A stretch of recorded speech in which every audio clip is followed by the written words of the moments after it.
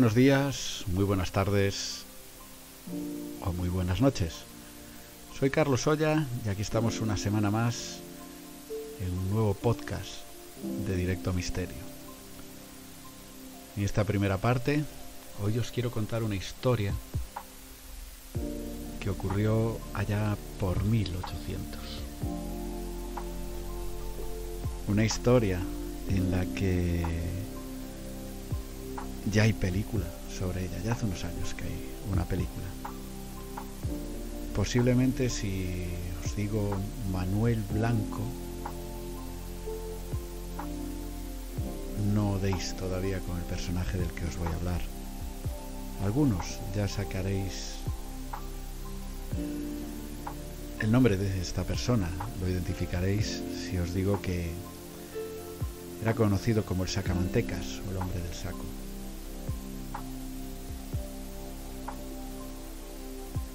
Y si os digo que realmente era el hombre lobo de Allariz, seguramente ya sabréis que esta noche os voy a contar la historia de Manuel Blanco Romasanta.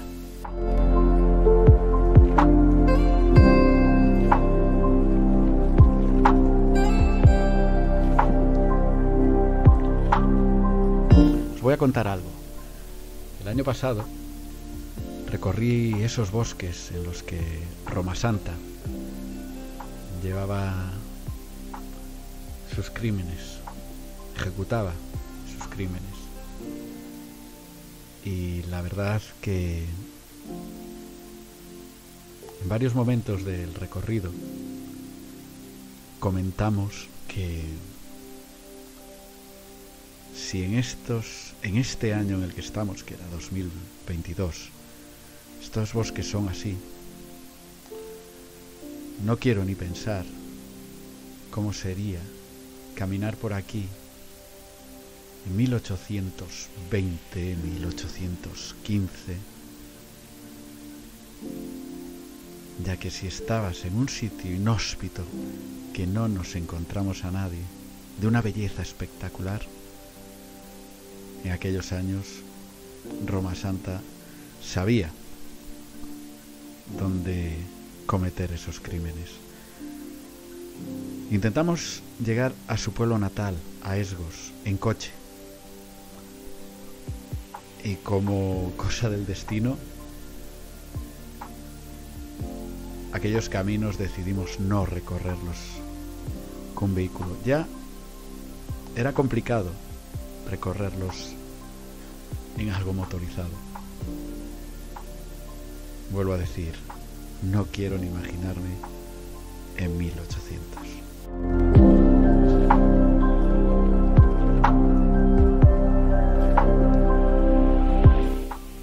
La historia de Manuel Blanco Romasanta comienza en Regueiro, Esgos de Ourense. Nace el 18 de noviembre de 1809. Y luego más adelante os comentaré por qué murió en Ceuta el 14 de diciembre de 1863. Hay que decir que fue autor confeso de 13 asesinatos durante el siglo XIX. Y no fue ejecutado al considerarse el único caso documentado de licantropía clínica.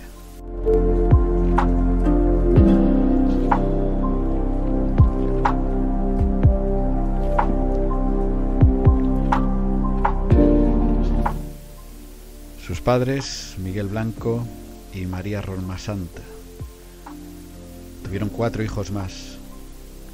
Y hay que decir que hasta los 8 años, Manuel Blanco Romasanta fue considerado mujer. De hecho, su nombre era Manuela Blanco Romasanta. De aspecto físico normal, aunque eso sí, de una estatura más baja que la media, bastante más baja. Decían que medía sobre 1,37, rubio y de facciones femeninas, y descrita por algunos historiadores como muy tiernas.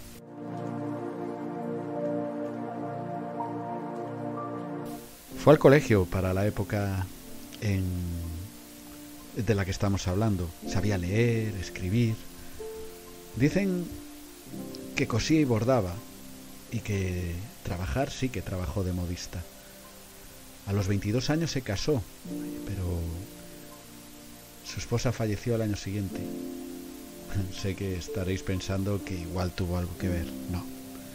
Después de una investigación, parece que él no participó en la muerte de su esposa.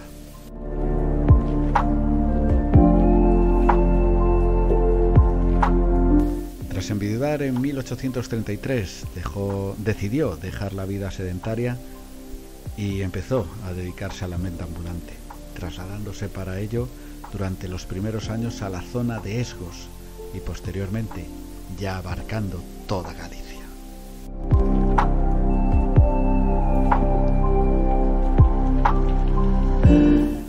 Once años después de enviudar, concretamente 1844, llegó la primera acusación de asesinato por la muerte, muy cerca de Ponferrada, de Vicente Fernández, un alguacil de León que pretendía cobrarle una deuda. Tras ser condenado en rebeldía a 10 años de prisión, consiguió escaparse a un refugio en el pueblo abandonado de Hermida. Allí convivió con el ganado durante varios meses.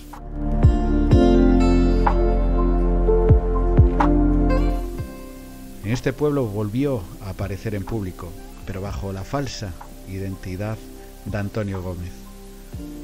Ya se desplazó a continuación a un pueblo llamado Rebordechao y mezclándose poco a poco con la población local, estableciendo progresivamente relaciones personales y ganó en especial la confianza y amistad de las mujeres. Llegó a desempeñar el oficio de tejedor, considerado propio de las mujeres en aquella época. Todo ello hizo que arrastrara cierta fama de afeminado.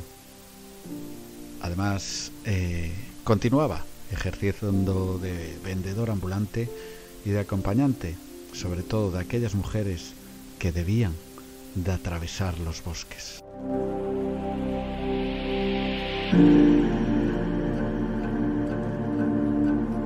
Durante esos años es cuando comenzaron sus asesinatos, que cometía en esos bosques de Redondela y Argostíos. Cometió al menos 13 asesinatos, siendo las víctimas siempre mujeres o niños.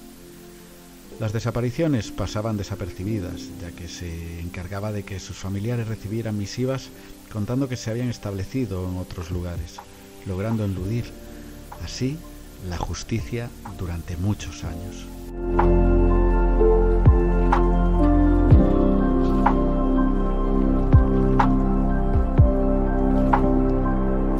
Su fama como vendedor de un ungüento de grasa se extendió rápidamente por Galicia, pero lugareños comenzaron a sospechar que estaba compuesto de grasa humana.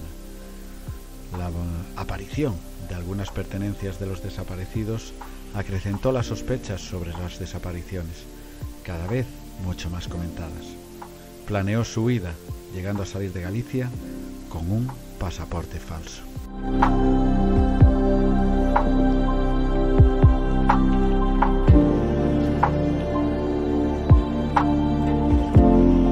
En 1852, finalmente se presentó una denuncia en la ciudad de Escalona, alegando que un vendedor ambulante engañaba a mujeres y niños para que viajaran con él, y que luego nunca más se sabía de ellos.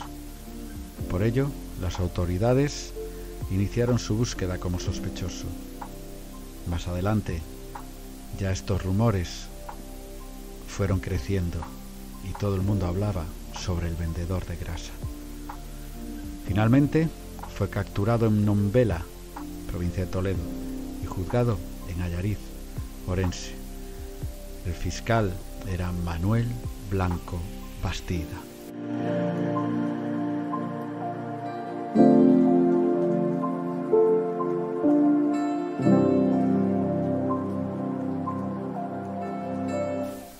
La acusación era de llevarse con él mediante mentiras y engaños a mujeres y niños para matarlos y sacarles el sebo o unto y posteriormente venderlo. Su defensa: Blanco Roma Santa declaró ser víctima de un sortilegio de una bruja que, según él, le hacía transformarse en lobo durante las noches de luna llena. Indicó que, convertido en lobo, había matado a 13 personas por instinto, usando sus patas y dientes para acabar con sus vidas y comerse los restos en compañía de otros.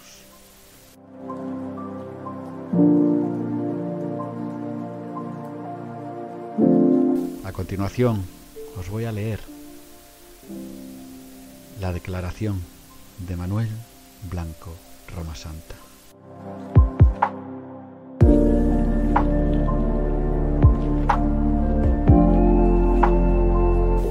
La primera vez que me transformé fue en la montaña de Couso. Me encontré con 2 lobos grandes con aspecto feroz. De pronto me caí al suelo. Comencé a sentir convulsiones. Me revolqué 3 veces sin control y a los pocos segundos yo mismo era un lobo. Estuve 5 días merodeando con los otros 2 hasta que volví a recuperar mi cuerpo. El que usted ve ahora, señor juez, los otros 2 lobos venían conmigo, que yo creía que también eran lobos, se cambiaron a forma humana. Eran 2 valencianos, uno se llamaba Antonio y el otro don Genaro, y también sufrían una maldición como la mía. Durante mucho tiempo salí como lobo con Antonio y don Genaro. Atacamos y nos comimos a varias personas porque teníamos hambre.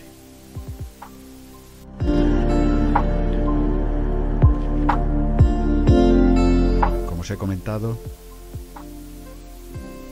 esto es declaración de Manuel Blanco Roma Santa en esa causa número 1778, causa contra hombre lobo, juzgados de Allariz, Ourense.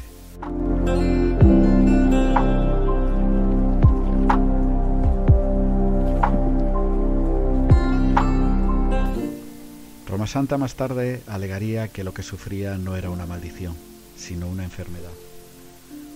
Además, declaró recordar todo lo sucedido una vez transformado de nuevo en ser humano, lo que fue decisivo para su sentencia.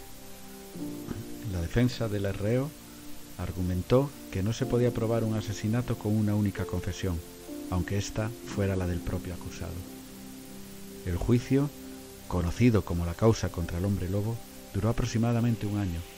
La sentencia llegaría el 6 de abril de 1853, cuando Roma Santa contaba 44 años.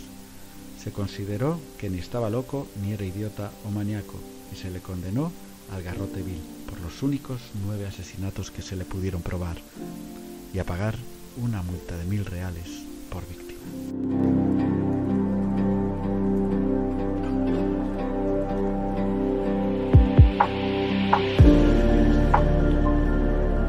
Fue un hipnólogo francés que había seguido el caso el que envió una carta al ministro de Gracia y Justicia, en el que expresaba sus dudas acerca de si Roma Santa padecía o no licantropía. Aseguraba haber curado a otros pacientes con la hipnosis y pedía que antes de ejecutarlo dejaran hipnotizarlo. También solicitó la intervención de la reina Isabel II, que a su vez pidió al Tribunal Supremo que revisase el caso. Tiempo después, Isabel II firmó una orden para liberar a Roma Santa de la pena capital, reduciéndose esta a cadena perpetua. Murió el 14 de diciembre de 1863 en la prisión de Ceuta, de cáncer de estómago, y se desconocen dónde han ido a parar estos restos.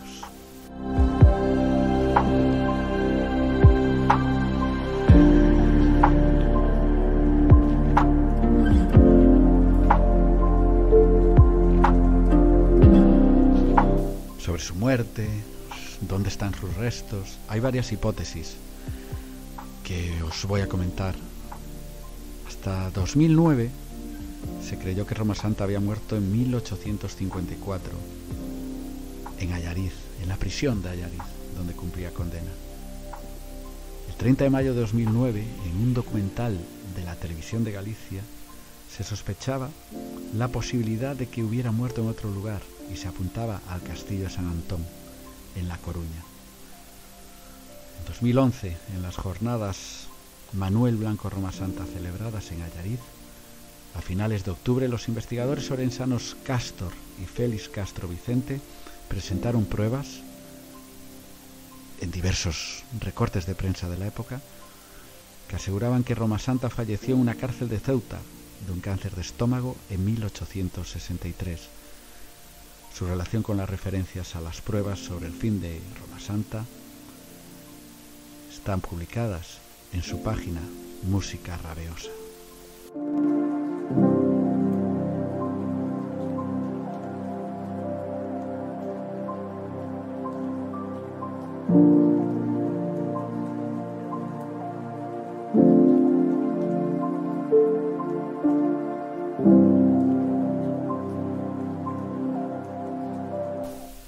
No sé qué os ha parecido la historia, esa historia que seguramente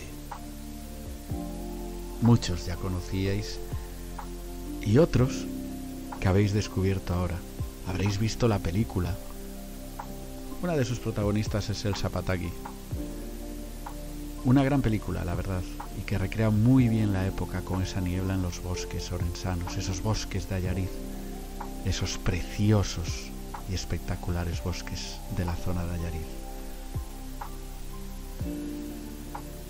¿Qué pasaría por las cabezas de esa gente a los que Romasanta acechaba por esos caminos y finalmente mataba para hacer unto? Y esa gente que encontraba en ese unto pertenencias de esas personas.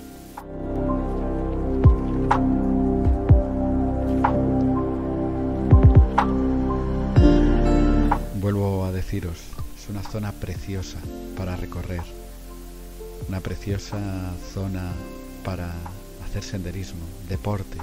Un recuerdo, era época de nieve, y llegar a un sitio con una pequeña casa de madera en la que había una pequeña zona para hacer esos churrascos que se hacen en Galicia y una zona jardinada. ¿Quién sabe cómo era en la época en la que Manuel Blanco Romasanta andaba escondido por esos bosques? Esta historia sigue corriendo de boca en boca por la zona. Ahora no hay ningún peligro al andar por esos bosques.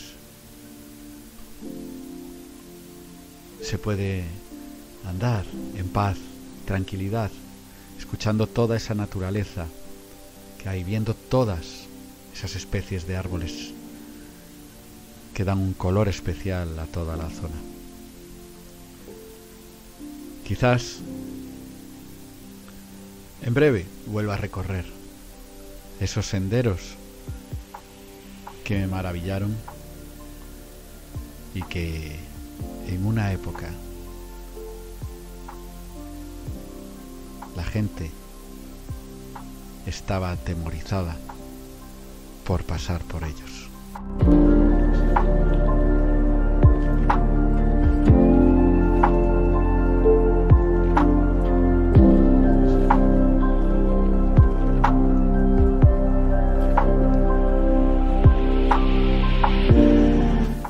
Mandarnos vuestras historias, vuestras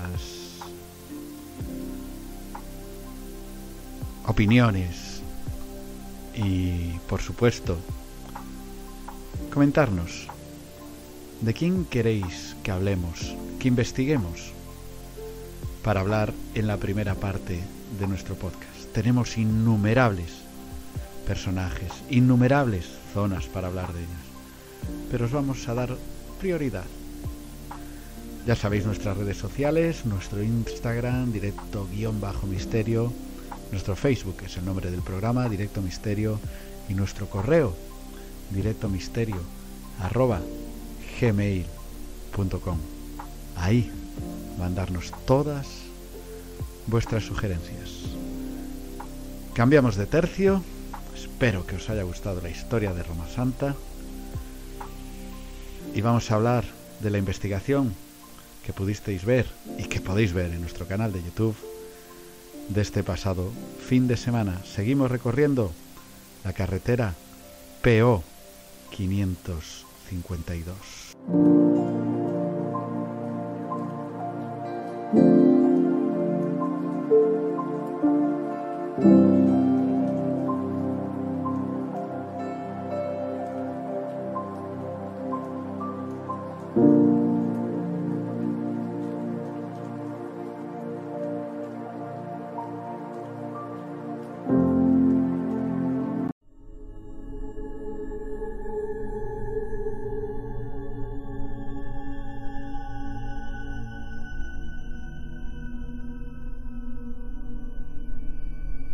Bueno, y llegamos a la segunda parte del programa, que como todas las semanas comentamos el programa subido en YouTube este pasado fin de semana, y para ello tengo como siempre a mi compañero Fran.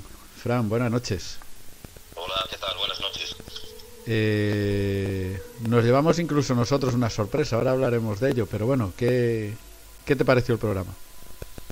Bien, la verdad que tanto con la cámara como con alguna cosa más, sí que nos llevamos sorpresas. Sí, esa luz que aparece en mi pantalón, que primero dije será de... Tenía el móvil grabando, pero es que la linterna del móvil está apuntando hacia el otro lado. Pero no sé qué es, aparte tiene movimiento, no sabemos qué es exactamente. Lo hemos intentado averiguar, pero ninguno de los cuatro que estábamos allí sabemos lo que es. No, aparte se ve como parpadea y se mueve, o sea, no es una luz fija. Pues la verdad que no sé, pero sea un orbe o no lo sé. Nosotros allí la verdad que no vimos nada de eso. Estábamos haciendo el aislamiento José, que es uno de los suscriptores que vino con nosotros, y yo, y la verdad que allí no vimos absolutamente nada. Enfrente teníamos una ventana que daba, digamos, a... Desde esa ventana casi se ve el hotel donde habíamos grabado en semanas anteriores, pero es que no había nada que alumbrar hacia nosotros. No encontramos explicación. Hay que decir que esta semana concluiremos esa investigación en la casa, lo podréis ver con esas psicofonías y bueno, otro sitio aparte que hay donde hemos grabado, que es la cetaria de la que era dueño el dueño de esta casa. No sé, ¿qué te pareció esa vivienda, espectacular vivienda? Ya habíamos comentado algo, pero no sé, esos aislamientos que hicimos, ese recorrido, ¿qué sensación te dio esta casa? Pues me llamó muchísimo la atención lo de la luz, y aparte lo que se nos apagara la cámara constantemente, ¿no? Era decir, puedes apagar la cámara, y la cámara se apagaba con las baterías llenas, la memoria llena. Eso sí que me llamó muchísimo la atención, porque aparte en la cetaria pues nos volvió a pasar otra vez. Sí, eso ya lo veréis esta próxima semana, pero sí, la verdad que fue primero al otro suscriptor, que fue Fran, y tú pedisteis que de alguna forma os diera una señal y apagó en vuestro aislamiento la cámara, pero es que luego cada vez que se lo pedíamos en el resto de aislamientos tardaba. Cuando se apagaba, tenemos que decir que nosotros escuchamos un pitido en la cámara justo antes de que se apague. Aún aguanta unos cuantos segundos encendida, y cuando decimos se va a apagar es porque hemos escuchado eso. No sé, es sorprendente, porque la verdad que lecturas en sí con el K2 no daba muchas, pero sí que daba, y faltan esos audios, pero sí que daban la sensación de que a ciertos, digamos, estímulos ante los aparatos eléctricos sí que reaccionaban. Sí, de hecho el K2, tanto en nuestro aislamiento como el vuestro, como el tiempo que estuvimos por allí, sí que estuvo dando lecturas. Por eso preguntamos, porque a través de a través de ese aparato sabemos que algo había allí, ¿no? Y lo de la cámara que se apagase cada vez que lo pedíamos, pues la verdad es que bastante raro. Sí, y bueno, decir, no sé, que a ver qué sale, no vamos a adelantar nada, pero quedaros con esa luz de la que hemos hablado, porque veréis más cosas referente a luces que sucedieron en el otro edificio del que hablamos. Curiosamente, bueno, eso casi que nos lo vas a comentar para la semana que viene, cuando hablemos de la investigación, del resto de investigación, porque Fran de hecho vio algo antes de una foto. De hecho nunca se me olvidará que dijiste, ¿cómo dijiste? Si te digo lo que me pareció ver, y fue ver la foto y quedamos pálidos. Sí, porque que conste que a simple vista no se veía en la pantalla de la cámara, pero bueno, eso lo contamos la semana que viene. Sí, correcto, lo contamos la semana que viene. Bueno, la casa, como ya hablamos la semana pasada, es una de esas de gente que tenía pasta. De hecho, si veis dónde está construida, que no dimos la ubicación, es para alucinar las vistas que tiene. Como comentamos el otro día, tenía que ser increíble un temporal en esa zona, y tú en el salón calentito y viendo para afuera con esas cristaleras que tenía que tener y demás. Como os hemos dicho, esta casa teníamos varias versiones, pero bueno, vamos a hacerle un poco más de caso a la versión que nos han dado vecinos de la zona, que es que ninguna de las historias que teníamos era muy agradable, pero esta quizás es la más dura y la que concuerda más con las historias que nos han contado, y es que padre e hijo tuvieron una fuerte discusión que acabó de muy mala manera, de hecho con la muerte de uno de ellos. No sabemos quién es el que murió, eso sí que no lo hemos conseguido averiguar, pero sí que sabemos que el que mató al otro luego acabó suicidándose. Eso es lo que nos han contado, ¿verdad, Fran?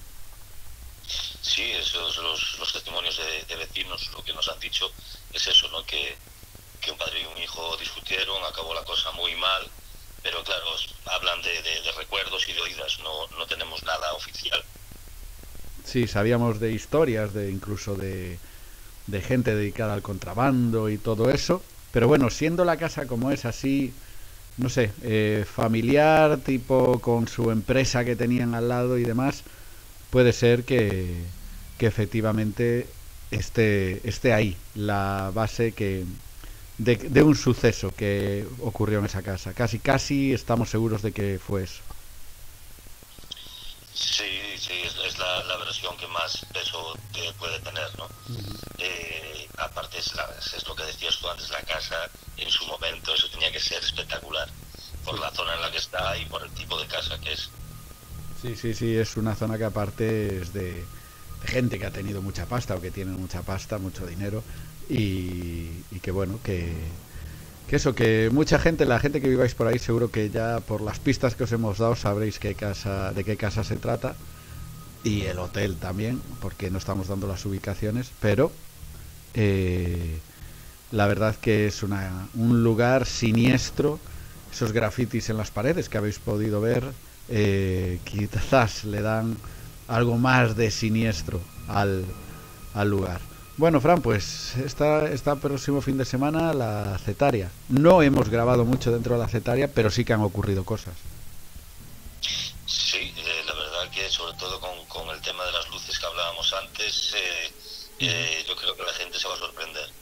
Eso es, veremos la Cetaria, el tema últimos momentos de la casa con esas grabaciones que tenemos, y que bueno, aún estamos escuchando el programa. De hecho, siempre lo montamos la misma semana de emisión, porque queremos salir de dudas de si queda algo atrás por revisar, pero bueno, y veréis esas fotografías que sacamos, que la verdad que son impresionantes. Hemos emitido en directo durante la investigación por nuestro canal de Instagram, que os recuerdo las redes sociales. El Instagram es directo-misterio, y nuestro Facebook es el nombre del programa, Directo Misterio. El correo directomisterio@gmail.com, mandarnos ahí sitios que conozcáis, que queréis que vayamos a hacer una de nuestras investigaciones, sucesos que pasen en vuestras casas, alguien que conozcáis y que en serio iremos hasta allí y llevaremos a gente profesional dedicada a esto, a ver cosas que pasan en las casas y demás,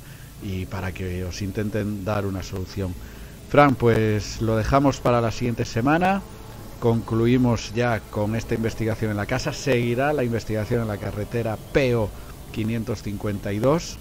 Ya no adelantamos más, pero seguiremos con ello porque es un lugar de muchísimo misterio. Recordemos que es una de las carreteras más misteriosas de todo el país.